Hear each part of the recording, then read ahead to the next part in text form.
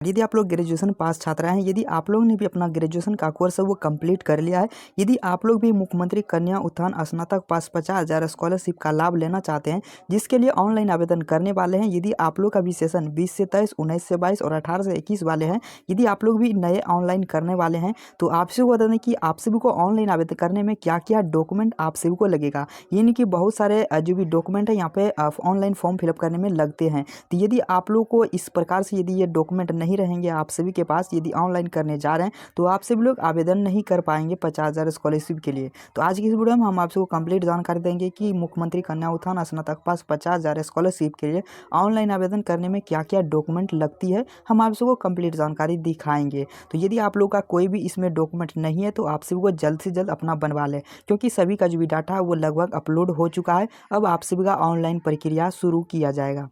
यदि आप लोग सबसे पहले अपना जो भी डॉक्यूमेंट है वो तैयार कर लेते हैं, तो आप सबको ऑनलाइन आवेदन करने में किसी भी प्रकार की परेशानी नहीं होगी और सबसे पहले आप सभी लोग ऑनलाइन आवेदन दे पाएंगे। तो मैंने आप सबको यहाँ पे पूरा डॉक्यूमेंट लिस्ट लेकर के आए हैं कि आप सभी का जो भी स्कॉलरशिप के लिए ऑनलाइन आवेदन करने जाएंगे तो उनमें क्या क्या डॉक्यूमेंट आप सभी के पास होनी चाहिए। यदि आप सभी के पास में ये सारे डॉक्यूमेंट्स में से किसी भी एक डॉक्यूमेंट यहाँ पे नहीं है तो आप सभी को प्रॉब्लम हो सकता है आगे, तो इसलिए इस कंप्लीट वीडियो को देखिएगा। यहाँ पे सबसे पहले बात कर रहे हैं आप सभी के पास क्या डॉक्यूमेंट होना चाहिए, तो सबसे पहले आवेदक का आधार कार्ड होना चाहिए। इसमें आपको किसी भी प्रकार का जो भी स्पेलिंग मिस्टेक या फिर जो भी मार्कशीट या फिर सर्टिफिकेट है उसमें किसी भी प्रकार का स्पेलिंग मिस्टेक नहीं होना चाहिए। यदि आप लोग का मिस्टेक पाया जाता है तो उस कारण आपसे वो जो फॉर्म हो आगे रिजेक्ट कर दिया जाएगा। उसके बाद यहाँ पे देख सकते हैं आवेदक का मोबाइल नंबर, ये तो सभी के पास है। उसके बाद आवेदक का आय प्रमाण पत्र, ये जो भी आय प्रमाण पत्र होगा जिसे इनकम सर्टिफिकेट बोला जाता है, तो ये आप सभी का रिसेंट का होना चाहिए, क्योंकि जो भी इनकम है वो यहाँ पे जो भी डेली है वो यहाँ पे चेंज होते रहते हैं। तो आप सभी का जो भी इनकम सर्टिफिकेट है वो रिसेंट का लगेगा। साथ ही साथ आवेदक का जाति प्रमाण पत्र, ये जो भी जाति है वो यहाँ पे चेंज तो नहीं होता है, यदि आप लोग का नया बना हुआ है तो वो भी अच्छा ही होगा। उसके बाद आवेदक का आवासीय प्रमाण पत्र, ये भी आप सभी का जो भी सर्टिफिकेट है वो रिसेंट का होना चाहिए।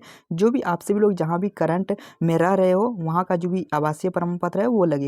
और वहीं बात करें यदि आप लोग मैरिड हो, स्टूडेंट मैरिड हो और आपसे वो जो भी यहाँ पे आवासीय प्रमाण पत्र है तो वो कहाँ का लगेगा, तो जो भी आपसे का पहले घर था वहीं का आप सभी लोग जहाँ से भी अपना पढ़ाई कंप्लीट किए थे तो वहाँ का ही आवासीय प्रमाण पत्र और जाति आय, ये तीनों आपसे वो लगानी है। उसके बाद यहाँ पे देख सकते हैं अगला डॉक्यूमेंट है बैंक अकाउंट आवेदक के नाम से। यहाँ पे आप सबको बहुत से यहाँ पे जो भी स्टूडेंट है बहुत से स्टूडेंटों को प्रॉब्लम आती है, तो जो भी आप सबका बैंक अकाउंट है, जो भी स्टूडेंट ने अपना स्कॉलरशिप का लाभ लेना चाहते हैं तो उसके नाम से ही बैंक अकाउंट होना चाहिए। और साथ ही साथ उनके नाम से जो भी बैंक अकाउंट है उसमें आधार सीडिंग और डीबीटी होना चाहिए, आधार लिंक होना चाहिए, साथ ही साथ आधार सीडिंग भी होना चाहिए। क्या होता है आधार सीडिंग या फिर बैंक सीडिंग, यदि आप सभी को ये पता नहीं है तो आप सभी लोग मैंने वीडियो बना चुका हूँ, यदि आप लोग वो वीडियो नहीं देखें तो जाकर के देख सकते हैं, डिस्क्रिप्शन बॉक्स में दिया गया है लिंक, वहाँ से जाकर के चेकआउट कर सकते हैं किस प्रकार से लिंक किया जाता है, वो मैंने आप सबको कंप्लीट जानकारी उसमें दी हूँ। उसके बाद यहाँ पे देख सकते हैं स्नातक ओरिजिनल मार्कशीट, यहाँ पे देख सकते हैं यदि आप लोग ग्रेजुएशन पास स्कॉलरशिप का लाभ लेने वाले हैं तो आप सभी को स्नातक का ओरिजिनल मार्कशीट लगेगा, यानी कि ग्रेजुएशन का मार्कशीट आप सभी के हाथों में ओरिजिनल होना चाहिए, तभी आप सभी लोग ऑनलाइन आवेदन कर पाएंगे। यदि आप लोग का रिजल्ट आ चुका है लेकिन मार्कशीट नहीं आया है तो आप सभी लोग ऑनलाइन आवेदन नहीं कर पाएंगे, क्योंकि आप सभी का मार्कशीट में जो भी मार्कशीट नंबर है, सीरियल नंबर, वो यहाँ पे लगता है, तो वो आप सभी के पास होना चाहिए। उसके बाद यहाँ पे एक्टिव ईमेल आईडी जो कि सभी के पास होगा, उसके बाद पासपोर्ट साइज फोटोग्राफ लगेगा, उसके बाद यहाँ पे आप सभी को रजिस्ट्रेशन स्लिप लगेगा। तो इतना सारा जो भी डॉक्यूमेंट है यदि आप लोग ग्रेजुएशन पास स्टूडेंट आप सभी के पास होना चाहिए।